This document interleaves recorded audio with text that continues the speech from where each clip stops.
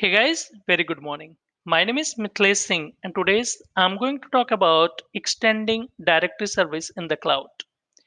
Before going ahead and understand the complete architecture of extending directory service in the cloud, we have to understand and focus on some of the point. First, if somebody is saying to extend, so the first question come in mind, why to extend it over the cloud? What is the reason of extending it? What all major steps should we follow while we are doing this activity? So to understand all these points, we have to understand the current industry mindset. The current industry mindset is cloud first, which means if there is any new application coming for the implementation, testing, or whatever the reason, the organization suggests to move or implement those applications in the cloud, not in on premises. And application vendor are also building or deploying their application based on the cloud, which support the cloud technology. And these application is known as modern application. Organization is not only looking the opportunity of cloud for new application, they also suggest to the organization to identify those application which are running in on premises, identify and move those application, lift and shift those application to the cloud. So there are lots of reason behind moving the application over the cloud. One of the reason is the cost saving, other reason is less manpower or space savings. There are so many reasons of doing this activity. So since the application is moving to the cloud, so there is some dependency of those application to the tools and services. Take an example, if you are deploying a virtual machine which is Unix, and over that virtual machine you are deploying or installing the application, so the Unix server depend on some tools like DNS. For the name resolution, it will connect to the DNS server for the name resolution. And every organization have their internal DNS server. So it will connect to the internal DNS server for name resolution. It requires some package repo. It requires the repo server. For the patching, it use the Puppet server, right? So similarly, if you are deploying any Windows server, so Windows is also dependent on multiple tools like Active Directory, one of major or important mandatory requirement. Other one is your DNS server for name resolution. And apart from this, you may also require some tools which monitor and check the security configuration of your system, like security tool. Okay. And you require some tools which monitor the complete your applications, the resource monitoring, that is like Splunk or any enterprise monitoring tool you can use, right? So you also want to extend those application over there. Okay. So since there are lots of server you are moving or creating over there in the cloud, so those servers will require all these tools. And take an example, so in today's session I'm going to talk about the Windows server, and we'll go one by one and see the exact requirement why to extend it. So I'm using Active Directory server in on premises and one of the Windows server. So since both are into the same environment in on premises, so I do not have any problem to join the Windows server into the domain and enjoy directory feature. But what if you are using the cloud and you are lifting and shifting your server from on premises to the cloud? So once you move server over the cloud, it also require the Active Directory connection. And why it requires the Active Directory connection? The first reason is authentication and access permission. So you can establish the connection from cloud to the on premises, but it requires the VPN connection. And once you establish the VPN connection, since both are in separate network, right? So one is cloud is hosted by the cloud vendor, and your Active Directory running in your on premises. Both have the separate location, right? So you are connecting over the internet with the help of the VPN, right? And once you establish the connection between like two different network or two different like distance, so there will be a chance of latency. So latency, whenever there is a latency, so it may impact to your application, and there are so many sensitive application, right, which is time sensitive, so they cannot bear the latency. So you have to think all these, like organization also think all these point as well.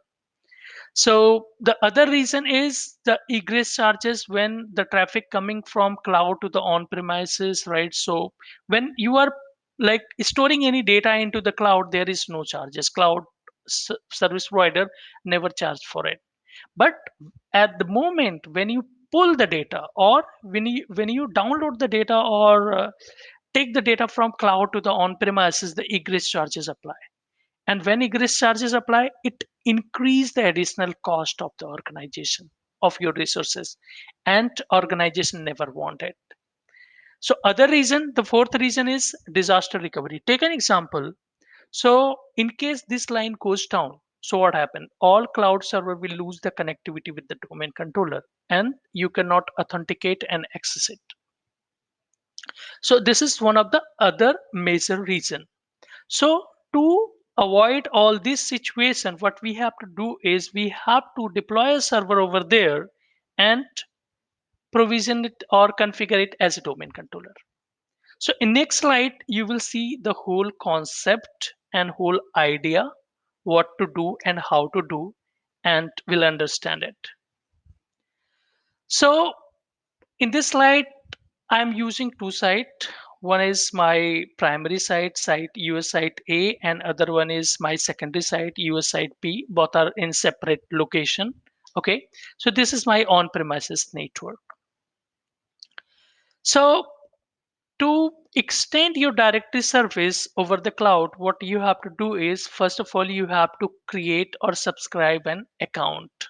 Okay, so you may be using AWS or Azure, Google, or whatever the cloud platform you are using. So first of all, you have to create an account, and then you have to complete network configuration of the cloud.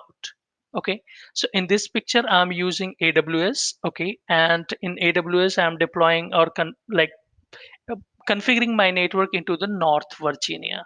Okay, and I have created a VPC, and the VPC CIDR block is 10.0.0/16. So first of all, you have to complete VPC configuration, subnetting, and all. And then what you have to do is next, establish a VPN connection from your cloud to the on-premises. Okay. So once you establish the VPN connections, we have like a private network, and this is very important. Otherwise, you cannot connect to the private IP addresses, whatever the IP is assigned to your server inside the organization or on premises. Then what you have to do is you have to deploy two Windows server over there, and when you are deploying, make sure you are using the latest operating system, and that should be exactly same whatever you have been on premises. You can use the different version as well, but it is not recommended. Use the same version whatever you have in your on premises. Okay, so deploy two Windows server over there, and when you are deploying the Windows server, make sure you deploy in different availability zone. One in availability zone 1A and other in 1B. Reason why are we doing this? So availability zone or availability domain is kind of, it's a data center of the cloud service provider. Okay, so in case availability one goes down, so what happen, your server will be available from availability zone 1B. So for the high availability point of view, you have to deploy your server in two different availability zone. Then create a site link, not a site link, create a site and name it as per your cloud. So I have given name AWS NV North Virginia prod. So it I can simply identify when I go into my site and services, and I have to identify which site is this. So with the name, I can identify, okay, this is the AWS North Virginia production site.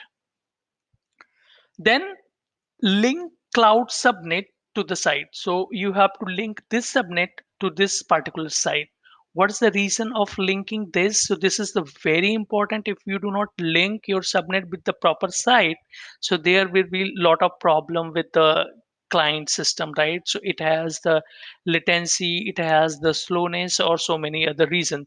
You can watch a very interesting video I have created and uploaded to my YouTube channel. You can watch that. That will be very helpful. So once you associate the subnet with the site, then what next you have to do is create a site link from site A and site B to the AWS non-prod. So why from site A and site B? So take an example. This is your North Virginia site. All these servers are into the North Virginia site. Okay. So in case if you have connection with US site A only with the primary, and this line goes down, what happen? So you will lose the connectivity and there will not be the replication, whatever the changes is going on inside the on premises. So for high availability, what you have to do is you have to use two location, okay, two physical location, US site A as a primary, and secondary site you can use the US site B. In your case, that name will be a different. So I just take a like common name here. So open port from your cloud server. So cloud server means from these two server to on-premises domain controller. So take an example here. There is a three server running, and in this side B there are three server domain controller are running. So you have to establish or open the port from these two server to all three domain controller in site A and site B as well.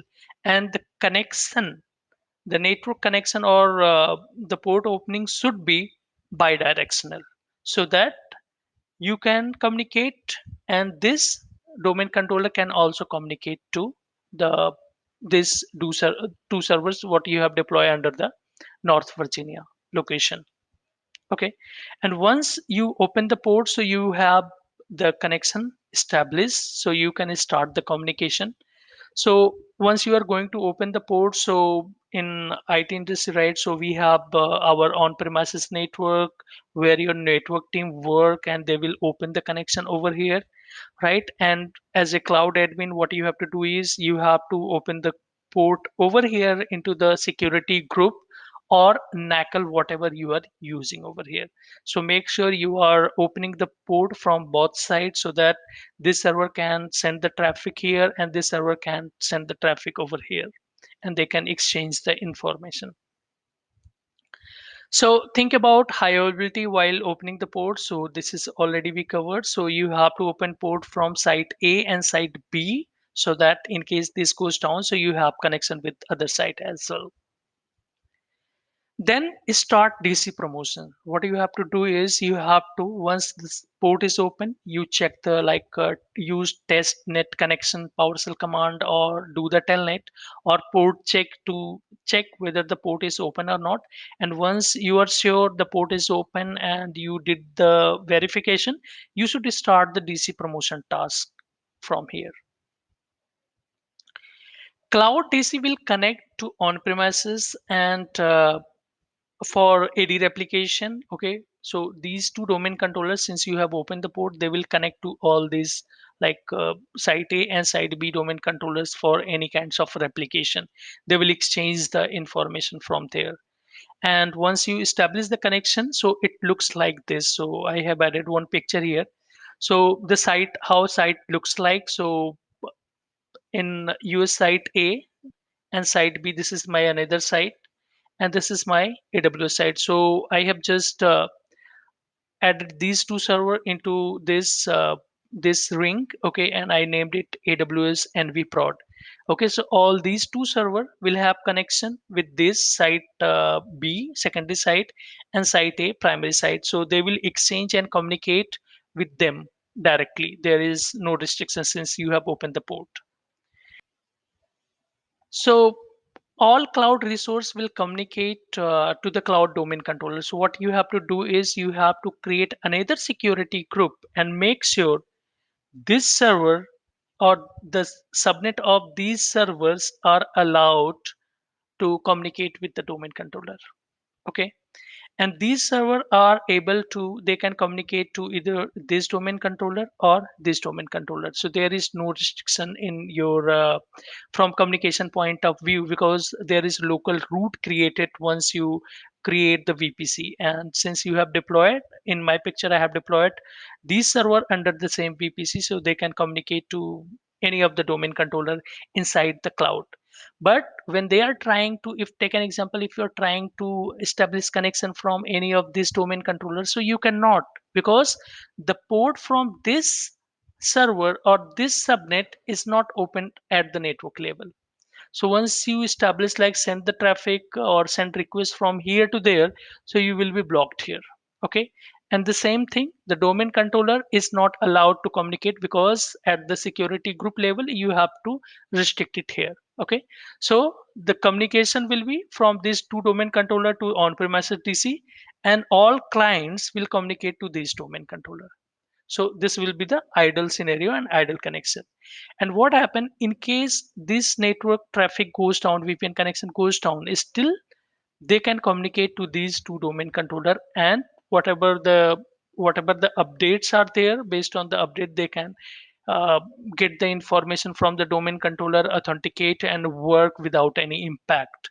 And once the connection is established, like resume the services, they will, this domain controller will sync and exchange the whatever the information, latest information ever here. So that is the one of the reason of creating site. Okay, and so this is for high availability point of view and disaster recovery in case this goes down, or this complete site goes down, or this goes down, right, due to the power failure or disaster, whatever the reason, right. So you do not have to worry about it, so since you have deployed the server or domain controller over here. What if you have multiple other site as well in your on-premises? Take an example. This is primary site and this is secondary, and these are the data closes. So will you open port from these domain controller to all the DCs, whatever inside your domain environment in on-premises? So definitely you will not, because there is no reason of opening port with the all domain controller or all the site. If you are opening it, so this DC will try to attempt connection and exchange the data from them, right? So there will be a delay because they are in a data closest, or there is some distance, right? So maybe network bandwidth is not same as you have in primary and secondary side.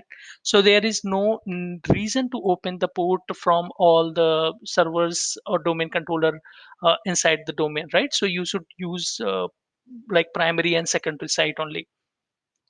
So these data closes server, how our domain sites will connect to either your primary site A or secondary site. So whatever the changes over here, they will replicate to your primary site or secondary site, and then this domain controller will receive the information and exchange the information from site A and site B. And whenever you are creating any object over there, or you are deploying a new server and joining into the domain, right? So this will exchange or replicate this information to this site A and site B. And then from site A and site B, this data closest site or domain controller will exchange the information. But while you are opening the port, you have to make sure and remember few point. Since we are using FSMO roles, there are 5 roles in our environment, in Active Directory environment, right? So PDC, RID master, your schema naming, right? So these are the major part or major role. Okay, and you have to make sure that the port from the cloud domain controller and RID, PDC, and these servers, whosoever is owning this role, the port should be open with that. Take an example, if you have RID master server running over here, so what happened? Since the ports is not open with this particular site or domain controller where the RID master is running, so you will not get the pool, RID pool. and when you are trying to create any user from here, you will get error because there is no RID pool available. Okay, so first thing in idle scenario, so we keep our like FSMO roles into the our primary site, not into the data closures. But in your case, if this is like this is happening, and you if you have the roles distributed in different location, so you make sure that the port from your domain controller in the cloud should be open with that as well, whether it is RID, PDC, schema master, naming, okay, domain naming master. So you have to open the port between them as well. If you are not opening the port, so there you will face lots of challenge, right? While you are provisioning the domain controller and exchanging the directory partition or enlisting the DNS, so there will be a lots of issues you will face by the time. So make sure the ports is opened with all rules or all FSMO servers. So guys, that's all for today. So there is this is very simple diagram for one of the accounts. So take an example, if you are using one account only here, so this is the very simple diagram. So take an example, if you have hundreds of account, AWS account or cloud account, so are you going to promote a domain controller in all account? If there is 100 account, so if you are deciding to promote domain two domain controller in each account, so how many domain controller you have promoted? 200. So organization will never agree with this. So there is another solution for it, so which is actually the idle and recommended solution. And if you want to know what is that solution, please comment into the comment section bar. I'll prepare video for that as well. So thanks for your time, thanks for watching. Please share, subscribe my channel.